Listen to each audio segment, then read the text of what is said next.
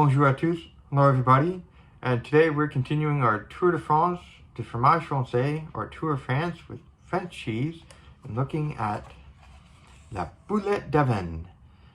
Voila, here you can see the cone-shaped cheese, and la boulette d'Avenne comes again from the north of France, and is named for the area not far from Pas-de-Calais, very much at the tip of the north of France.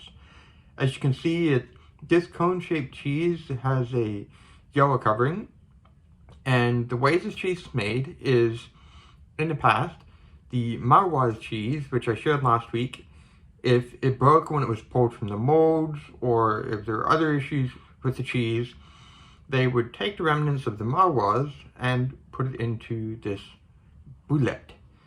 And the boulette is made with tarragon or parsley, or actually cracked peppercorn that's on the inside of this cone here, and then it is washed with salt water, and then it gets this yellow coloring from either paprika or from roucou, which is the exotic fruit that is used to color the mimolette, which I showed a couple of weeks ago.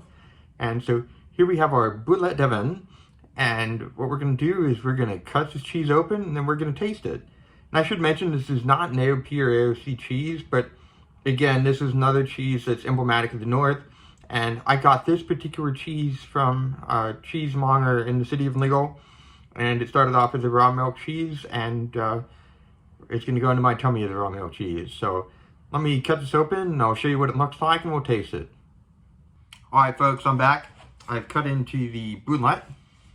As you can see here, I cut off a nice big slice, and then I cut off a smaller piece for myself.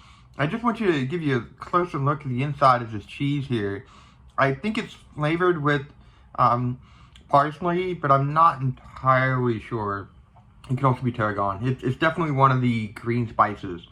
And the other thing I forgot to mention is this cheese is aged for about 2 to 3 months, and it has a reputation for having very particular taste, and some consider it to be a stinky cheese, or cheese that has a disagreeable odor, shall we say. I'm actually not getting the smell at all. I've let this cheese sit out for a good hour and a half, and I'm not really smelling it at all. However, just looking at it, I get the sense this is going to be a pretty particular cheese. So let me put this little plate down. I got my slice here. Yeah, it's a bit too much, but there you go. And the outside is firm, but it doesn't have like that firm crust that you would see on the Maroilles. But it's definitely got a relatively firm outside. The interesting thing to note is that the texture is definitely more crumbly. I mean, it's barely holding together in my hands, whereas the Maroilles had that like nice firm texture, and it was just, see, look, the slice just, they're just one small piece.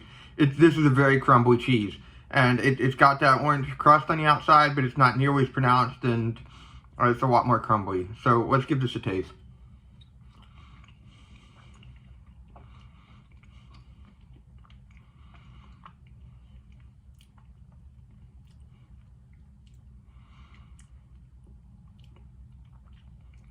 That's a very particular cheese.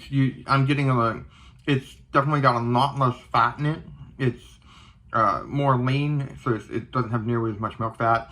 It's got a strong herb taste mixed with sort of an earthy, almost paprika on the exterior.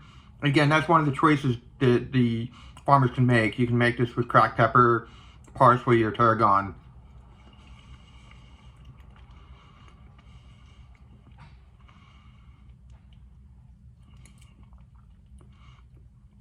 It's pretty good. I wouldn't say this is my favorite cheese, but it's definitely not what you would expect from like Munster or something that's just like got this overwhelming, or Limburger, it's got this overwhelming smell or flavor.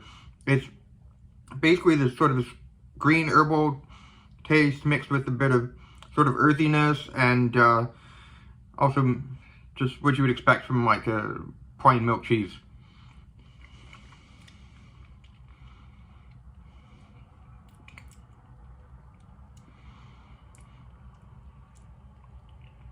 Yeah, I mean, this cheese, actually, I might put some of this in an omelet next week. I don't think that's what you would typically do with it. I mean, this isn't it French cheese that one typically cooks with, but it's pretty good. So, anyhow, I'm glad I tried it, and until next week when we're on to the next one. And, by the way, if this is all interesting, feel free to subscribe.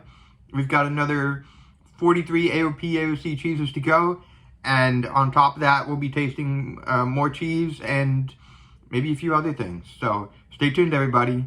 Au revoir.